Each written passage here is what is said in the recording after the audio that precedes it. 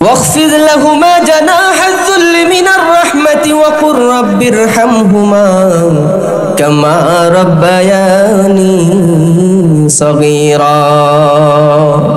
ও সন্তান, যদি তুমি সুন্দর ভাষায় কথা বলো, নম্র ভাষায় কথা বলো, তাদের সামনে কখনো উপ শব্দ না বলো, তাদের সামনে কোনো খারাপ আচরণ না করো, এতটুকুই তোমার জন্য তাদের হক আদায় হবে না, বরং তোমার রহমতের ডানা তোমার তাদের সামনে তুমি বিছায়া দাও। তোমার রহমতের ডানা মা বাবার সামনে তুমি বিছায়া দাও।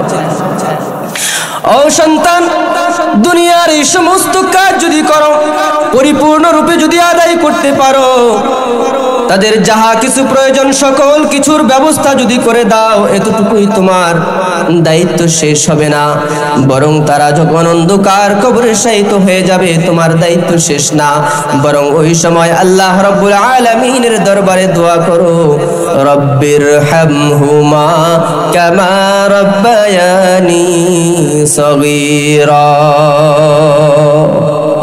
আল্লাহ রাব্বুল আলামিনের কাছে দোয়া করো, ও দয়ার মালিক, যেই মা বাবার মাধ্যমে আমি দুনিয়ার এই আলো বাতাস দেখলাম, দুনিয়ার এই সব কিছু যে মা বাবার অবদানে আমি দেখলাম, সেই মা বাবা যখন দুনিয়ায় ছিল তাদের সকল কিছু প্রয়োজন আমি মিটাইলাম, তাদের যাহা কিছু প্রয়োজন সব কিছু আমার সর্বস্ব দিয়ে আমি ব্যবস্থা করে দিলাম, আমার রহমতের ডানাও তাদের জন্য বিছায়া দিলাম।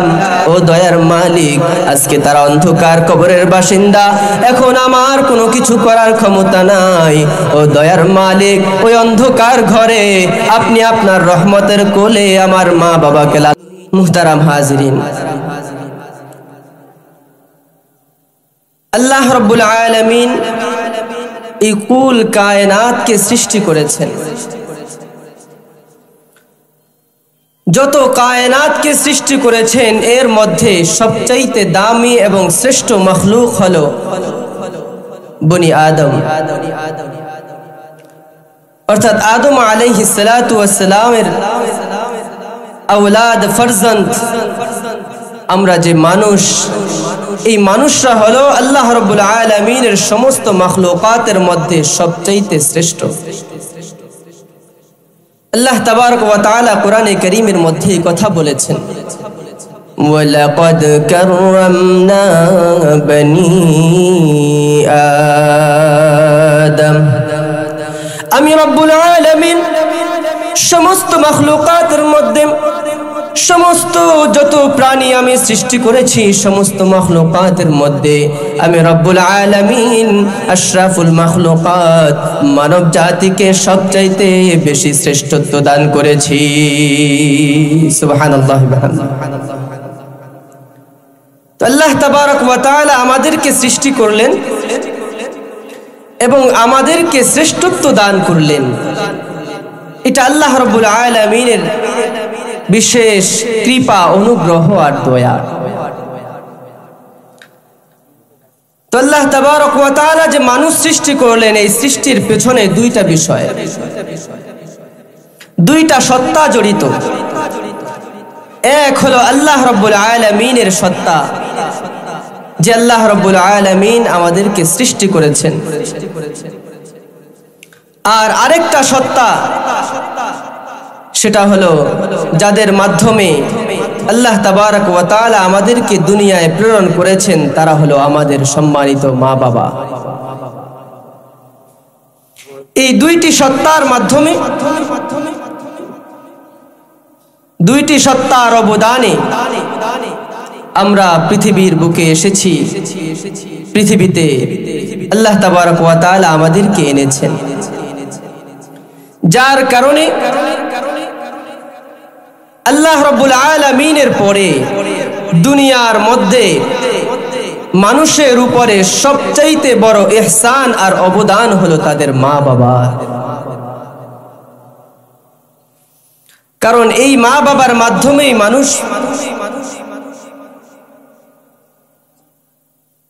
পৃথিবীর আলো দেখে, পৃথিবীর বাতাস দেখে, পৃথিবীর সব কিছু দেখার সুযোগ হয় এই মা বাবার মাধ্যমে। যার কারণে আল্লাহ তাবারক ওয়া তাআলা এই মানব জাতির জন্য যত আহকাম আর বিধিবিধান অবতীর্ণ করেছেন, নাযিল করেছেন, যত নির্দেশ দিয়েছেন, অধিকাংশ জায়গায় আল্লাহ রাব্বুল আলামিন তার নির্দেশ পালনের পরেই দুনিয়ার মধ্যে যত মানুষ আছে সবার উপরে সবচেয়ে বেশি গুরুত্ব দেওয়ার নির্দেশ দিয়েছেন মা বাবার। আল্লাহ রাব্বুল আলামিন বলেন সূরা নিসা আয়াত নম্বর 36, ওয়া'বুদুল্লাহা ওয়া লা তুশরিকু বিহি শাইআন ওয়া বিল ওয়ালিদাইনি ইহসানা। আল্লাহ রাব্বুল আলামিন বলেন তোমরা আমি রব্বুল আলামিনের ইবাদত করো, আমি রব্বুল আলামিনের হুকুম আহকাম মানো, আমি রব্বুল আলামিনের বাতানো পথ আর মতের উপরে চলো। এই ক্ষেত্রে আমি রব্বুল আলামিনের সাথে কাউকে শরীক করিও না।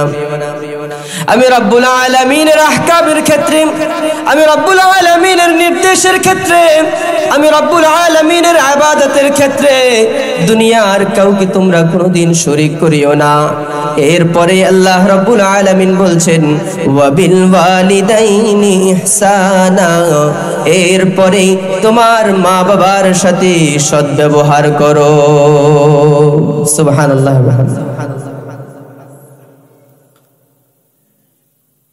আল্লাহ তাবারক ওয়া তাআলা সূরা বনী ইসরাঈলের 23 এবং 24 নম্বর আয়াতের মধ্যে মা বাবার সাথে কিভাবে সদ্ব্যবহার করবে এর সবিস্তার আলোচনা করেছেন।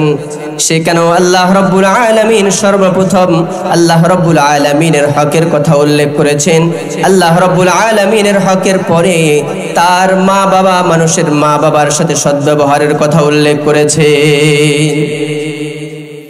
আল্লাহ তাবারক ওয়া তাআলা বলেন ওয়া ক্বাযা রাব্বুকা আল্লা তা'বুদু ইল্লা ইয়্যাহু ওয়া বিল ওয়ালিদাইনি ইহসানা। আল্লাহ তাবারক ওয়া তাআলা বলেন হে লোক সকল, হে মানুষ সকল, আমি রব্বুল আলামিন তোমাদের উপরে আবশ্যক করেছি, তোমাদের উপরে ফরজ করে দিয়েছি, তোমাদের উপরে লাজিম করে দিয়েছি আল্লাহ তা'বুদু ইল্লা ইয়্যাহ, ইবাদত করবে, উপাসনা করবে, বন্দেগী করবে একমাত্র আমি রব্বুল আলামিনের। ওয়া বিল ওয়ালিদাইনি ইহসানা, 2 নম্বরে তোমরা তোমাদের মা বাবার সাথে উত্তম আচরণ আর সদ্ব্যবহার করবা। এখানেও আল্লাহ তাবারক ওয়া তাআলার ইবাদতের পরেই সবচেয়ে বেশি গুরুত্ব দিয়েছেন মা বাবার সাথে সদ্ব্যবহারের কথা। মা বাবার সাথে সদ্ব্যবহার কিভাবে করবে আল্লাহ তাবারক ওয়া তাআলা সেটাও এখানে সবিস্তারে বলে দিয়েছে। ইম্মা ইয়াবলুগান্না ইনদাকাল কিবারা আহাদুহুমা আও কিলাহুমা ফালা তাকুল লাহুমা উফফিন ওয়ালা তানহারহুমা ওয়া কুল লাহুমা কওলান কারীমা। আল্লাহ তাবারক ওয়া তাআলা বলেন যখন তোমরা প্রাপ্ত বয়সে উপনীত হবা, যখন তোমরা বড় হয়ে যাবা, বড় হয়ে যাওয়ার পরে দেখবা তোমাদের মা বাবা দুজনের উভয়ই হয়তো বৃদ্ধা অথবা বৃদ্ধ হয়ে গেছে, অথবা একজন বৃদ্ধ বৃদ্ধা হয়ে গেছে, এমন অবস্থায় তুমি পাইবা। যদি এমন অবস্থায় পাও তাহলে ফালা তাকুল লাহুমা উফফিন ওয়ালা তানহারহুমা, মা বাবার সাথে এমন ভাবে চলবা, মা বাবার সাথে এমন ভাবে কথা বলবা, মা বাবার সাথে এমন আচরণ করবা যে কোনোদিন তোমরা তাদের সামনে উফ শব্দ বলবা না, কোনোদিন তাদের কথাবার্তার জবাবে, তাদের কোনো আচার আচরণের জবাবে উফ শব্দ বলবা না। কারণ যদি তোমরা উফ শব্দ বলো এই উফ শব্দ যদি মা বাবার কলিজায় লাগে, মা বাবার অন্তরে যদি তাদের তোমার উফ শব্দের আঘাত যদি তার কলিজার মধ্যে লাগে, তবে সন্তান যাই না রাখো, এই উফ তোমাকে জ্বালায়া সারখার করে দিবে। ওয়ালা তানহারহুমা, এবং তাদের সামনে কখনো ধমকের সুরে কথা বলবা না, ধমক দিয়া কথা বলবা না, ঝাড়ি দিয়া কথা বলবা না, কোনদিন তাদের সামনে খারাপ ভাবে কথা বলবা না, খারাপ কোনো আচরণ করবা না। ওয়াকুল লাহুমা কাওলান কারীমা, বরং তাদের সামনে যখন কথা বলার প্রয়োজন পড়বে, যখন তাদের সামনে কোনো কিছুর প্রয়োজন পড়বে, কোমল ভাষায় তুমি কথা বলবা। সুবহানাল্লাহ ওয়া বিহামদিহি। আল্লাহ তাবারক ওয়া তাআলা কত সুন্দর ভাবে তালিম দিচ্ছেন। এরপরে আল্লাহ তাবারক ওয়া তাআলা বলছেন, واخفض لهما جناح الذل من الرحمة وقل رب ارحمهما كما ربياني صغيرا। ও সন্তান, যদি তুমি সুন্দর ভাষায় কথা বলো, নম্র ভাষায় কথা বলো, তাদের সামনে কখনো উপ শব্দ না বলো, তাদের সামনে কোনো খারাপ আচরণ না করো, এতটুকুই তোমার জন্য তাদের হক আদায় হবে না, বরং তোমার রহমতের ডানা তোমার তাদের সামনে তুমি বিছায়া দাও। তোমার রহমতের ডানা মা বাবার সামনে তুমি বিছায়া দাও। ও সন্তান, দুনিয়ার এই সমস্ত কাজ যদি করো, পরিপূর্ণ রূপে যদি আদায় করতে পারো, তাদের যাহা কিছু প্রয়োজন সকল কিছুর ব্যবস্থা যদি করে দাও, এতটুকুই তোমার দায়িত্ব শেষ হবে না, বরং তারা যখন অন্ধকার কবরে শায়িত হয়ে যাবে, তোমার দায়িত্ব শেষ না, বরং ওই সময় আল্লাহ রাব্বুল আলামিনের দরবারে দোয়া করো, রব্বির হামহুমা কামা রাব্বায়ানি সগীরা। আল্লাহ রাব্বুল আলামিনের কাছে দোয়া করো, ও দয়ার মালিক, যেই মা বাবার মাধ্যমে আমি দুনিয়ার আলো বাতাস দেখলাম, দুনিয়ার এই সব কিছু যে মা বাবার অবদানে আমি দেখলাম, সেই মা বাবা যখন দুনিয়ায় ছিল তাদের সকল কিছু প্রয়োজন আমি মিটাইলাম, তাদের যাহা কিছু প্রয়োজন সব কিছু আমার সর্বস্ব দিয়ে আমি ব্যবস্থা করে দিলাম, আমার রহমতের ডানাও তাদের জন্য বিছায়া দিলাম। ও দয়ার মালিক, আজকে তারা অন্ধকার কবরের বাসিন্দা, এখন আমার কোনো কিছু করার ক্ষমতা নাই।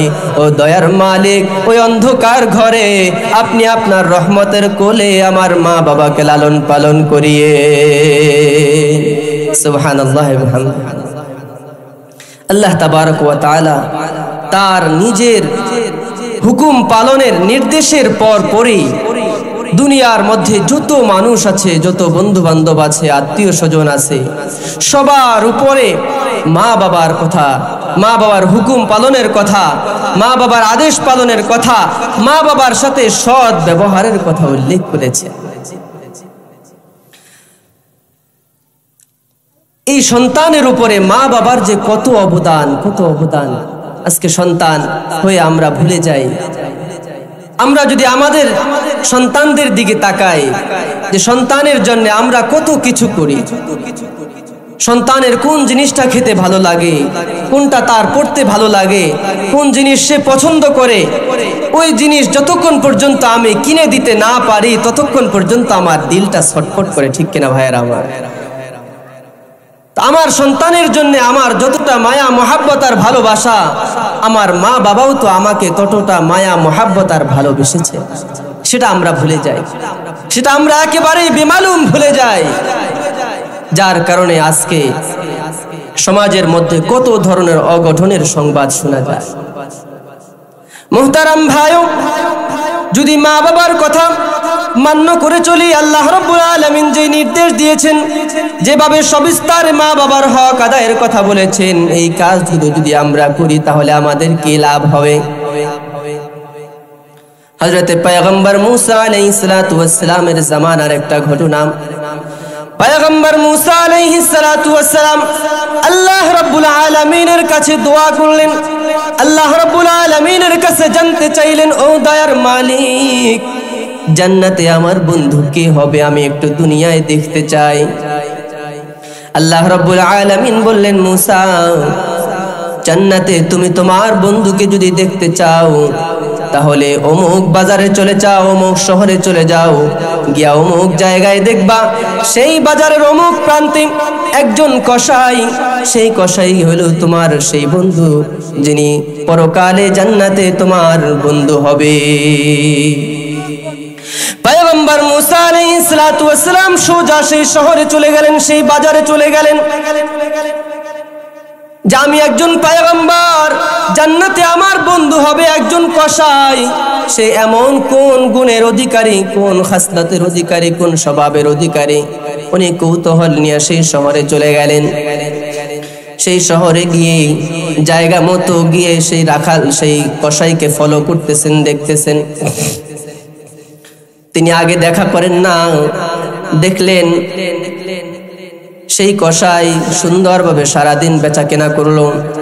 বেচা কেনা করার পরে একটা সুন্দর গোশত সে বিক্রি করে না, সেটা সুন্দরভাবে রেখে দিল। এবার যখন বেচা কেনা শেষ হয়ে গেল, সেই কসাই এবার বাড়ির দিকে রওনা হবে। পয়গম্বর মূসা আলাইহিস সালাতু ওয়াস সালাম এবার সেই কসাইয়ের কাছে গেলেন, বললেন, ভাই আমি তোমার মেহমান হতে চাই।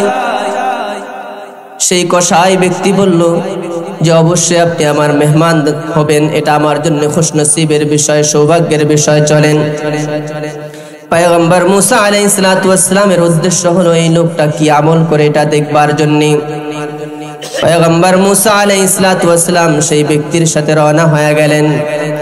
বাড়িতে যাওয়ার পরে তিনি লক্ষ্য করছেন যে কসাই মূসা আলাইহিস সালাতু ওয়াস সালামকে তার ঘরের এক রুমে বসিয়ে সে সোজা পাক ঘরে চলে গেল। পাক ঘরে গিয়ে তার আনা সেই গোশতটা টুকরা টুকরা করে ছোট্ট ছোট্ট কিমা বানিয়ে সুন্দরভাবে রান্না করলো। রান্না করার পরে এবার সে অপর একটা কামরার মধ্যে গেল, যেই কামরার মধ্যে একজন বৃদ্ধা ব্যক্তি শোয়া, বৃদ্ধা মহিলা শোয়া। সে সেখানে গিয়ে ওই রান্না করা গোশত ওই বৃদ্ধার মুখের মধ্যে তুলে দিতেছে। পয়গম্বর মূসা আলাইহিস সালাতু ওয়াস সালাম সব কিছু দেখছেন। ওই কসাই সুন্দরভাবে মাকে যখন খাওয়ালো, বৃদ্ধা মহিলাকে যখন খাওয়ালো, তখন ওই মহিলা বিড়বিড় করে কি যেন বলছে। সব আমল যখন শেষ, পয়গম্বর মূসা আলাইহিস সালাতু ওয়াস সালাম এবার নিজের পরিচয় দিলেন। ও ভাই, তুমি যেই বৃদ্ধা মহিলাকে সর্বপ্রথম তোমার আনা গোশত থেকে মেহমানদারি করালা, এই বৃদ্ধা মহিলাকে, এবং এই বৃদ্ধা মহিলা বিড়বিড় করে তোমাকে কি বলল? ওই ব্যক্তি বলল, এই বৃদ্ধা মহিলা হলো আমার মা, অনেক দিন যাবৎ প্যারালাইসিস রোগে আক্রান্ত। আমি আমার বেচা গোশতের মধ্যে সবচেয়ে উত্তম গোশতটা রাইখা দেই, আয়েশা সবার আগে, আমার স্ত্রী সন্তানের আগে, আমার ফ্যামিলির সবার আগে ওই গোশতটা আমার মায়ের মুখে তুলে দে। মূসা আলাইহিস সালাতু ওয়াস সালাম বললেন, আপনার মা বিড়বিড় করে কি বলল? এবার সেই কসাই বলতেছে, আমার মা বিড়বিড় করে বলছে, ও দয়ার মালিক, আমার যেই ছেলে আমাকে এত মোহাব্বত করে আদর করে, আমি দোয়া করছি, ও দয়ার মালিক, আমার এই সন্তানকে আপনার পয়গম্বর মূসা আলাইহিস সালাতু ওয়াস সালামের বন্ধু বানায়া দিয়ে। এবার মূসা আলাইহিস সালাতু ওয়াস সালাম নিজের পরিচয় দিলেন। ও ভাই, আল্লাহ রাব্বুল আলামিন তোমার মায়ের সেবা করার কারণে তোমার মায়ের এই দোয়াকে আল্লাহ রাব্বুল আলামিন কবুল করেছেন। আল্লাহ তাবারক ওয়া তাআলা আমি সেই মূসাকে জানা দিবেন যে হে যুবক, এই যুবক, হে কসাই, তুমি আল্লাহ রাব্বুল আলামিনের পয়গম্বরের বন্ধু, জান্নাতের মধ্যে মূসা আলাইহিস সালাতু ওয়াস সালামের সঙ্গে তুমি থাকবা। সুবহানাল্লাহ। মা বাবার সাথে সৎ ব্যবহার করলে কেউ ঠগে না, কেউ ঠগে না। ইতিহাস এমন দেখাতে পারবেন না যে মা বাবার সাথে যদি সৎ ব্যবহার করেছে আর সে ঠগেছে, পৃথিবীর ইতিহাসে এমন দেখাতে পারবেন না। কিন্তু মা বাবার সাথে যদি কেউ অসৎ আচরণ করে, খারাপ আচরণ যদি করে, দুর্ব্যবহার যদি করে, তাহলে তার জন্য লাঞ্ছনা দুনিয়ার জিন্দেগিতেও আছে, আখিরাতের জিন্দেগিতেও তাকে লাঞ্ছনার জিন্দেগি বসর করতে হবে। মা বাবা সন্তানকে কত ভালোবাসে, কত মোহাব্বত করে। আল্লামা জুলফিকার আলী নকশবন্দি দামাত বারাকাতুহু মুনার খুতুবাতে জুলফিকারের মধ্যে লিখেছেন, গ্রাম্য বৃদ্ধ বয়সে একজন সন্তান হয়েছে। ওই সন্তানকে অনেক কষ্ট করে লেখাপড়া করালো। লেখাপড়া করানোর পরে সন্তানের এবার বড় একটা পজিশনে চাকরি হলো। সন্তান শহরে চলে গেল। শহরে যাওয়ার পরে সরকারিভাবে তাকে অনেক ধরনের সুযোগ সুবিধা ফ্যাসিলিটি দেওয়া হলো। সন্তান কিছুদিন পর পর মা বাবাকে দেখতে যায় এবং তাদের সকল খরচ বহন করে। কিছুদিন যাওয়ার পরে সম্ভ্রান্ত শহরের একটা ফ্যামিলি থেকে তার কাছে বিবাহের প্রস্তাব আসলো। সবকিছু সবার পছন্দ হলো, বিবাহ ঠিক হয়ে গেল, বিবাহ হয়ে গেল। মা বাবার অনুমতি সাপেক্ষেই বিবাহ হলো। বিবাহ হওয়ার পরে এবার প্রথম কিছুদিন পর পর মা বাবার কাছে যাওয়ার যে অভ্যাস সেটা ঠিক রাখলো, খরচও ঠিক রাখলো। কিন্তু কিছুদিন যাওয়ার পরে এবার স্ত্রী বলছে, এত ঘন ঘন যাওয়া, এত ঘন কেন তুমি মায়ের কাছে যাও, বাবার কাছে যাও, একটু পর পর গেলেই তো হয়। এভাবে কিছুদিন যাওয়ার পরে স্ত্রীর মাঝে এবং সন্তানের মধ্যে বাকবিতণ্ডা হওয়া শুরু হলো। মা বাবার কাছে যখনই সন্তান যায় তখনই স্ত্রীর সাথে ঝগড়া শুরু হয়ে যায়। এভাবে একটা সময় সন্তানের জন্য এটা বড় মুসিবত আকার ধারণ করলো। সন্তান চিন্তা করলো, একদিকে আমার মা বাবা, আরেক দিকে স্ত্রী, কি করা যায়? চিন্তা ভাবনা করে সে এবার সিদ্ধান্ত নিল সে আর দেশে থাকবে না, বাহিরে চলে যাবে। সিদ্ধান্ত হওয়ার পরে বড় একটা সুযোগ আসলো। সৌদি আরবের একটা কোম্পানিতে বড় ইঞ্জিনিয়ার পোস্টে বড় চাকরির সুযোগ।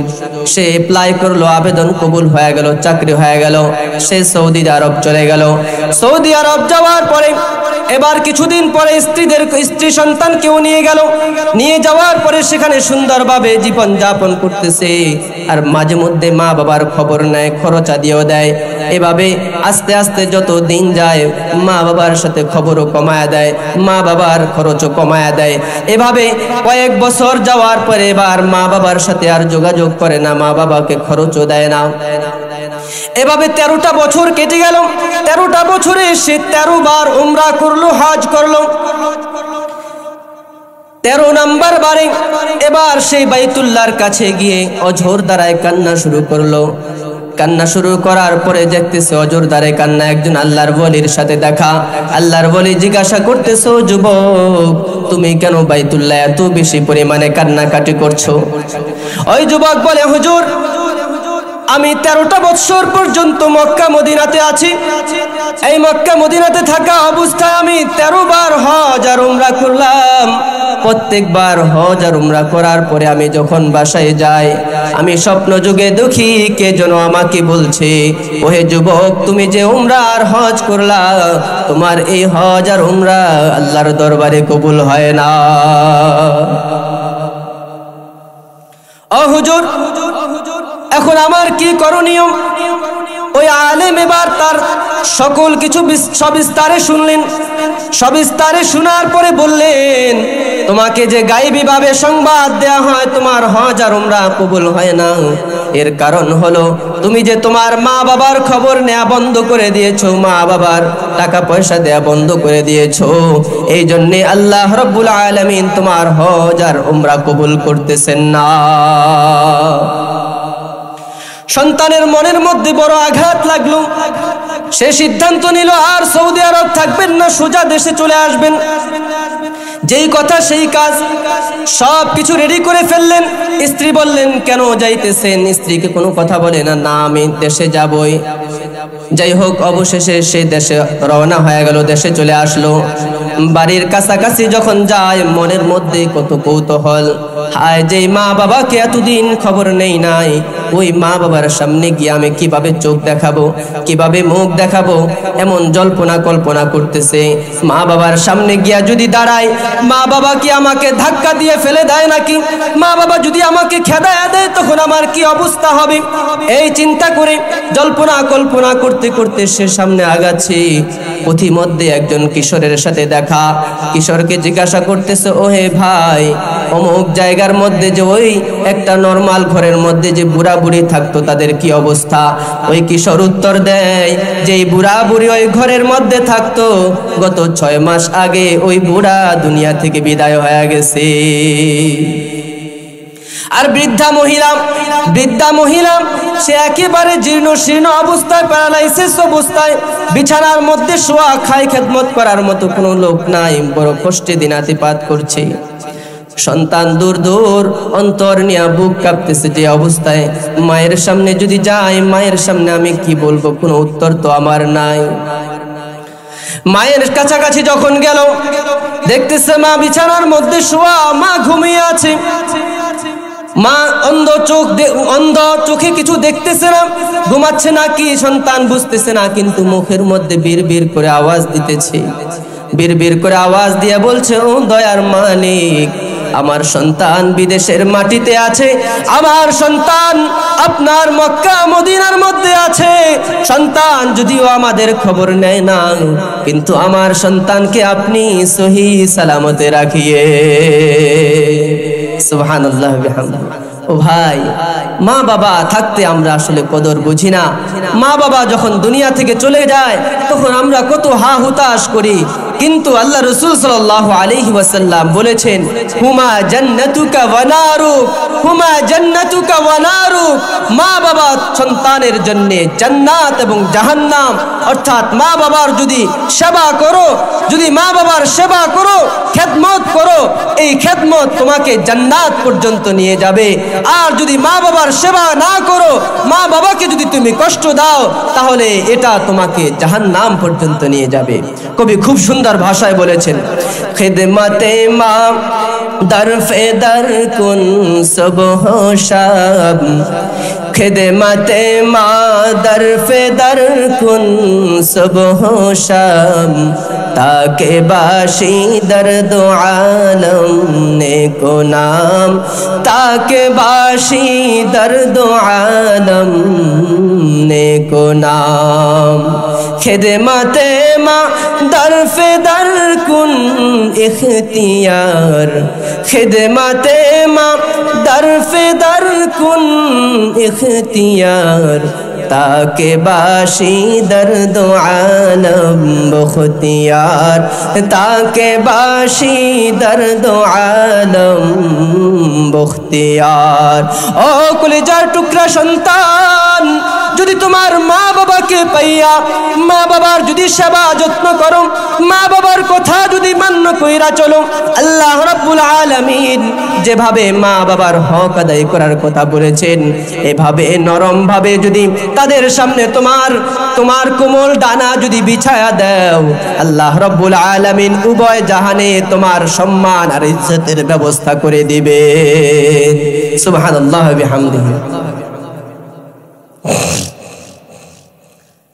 আমাদের বাংলায় একটা সুন্দর কবিতা আছে,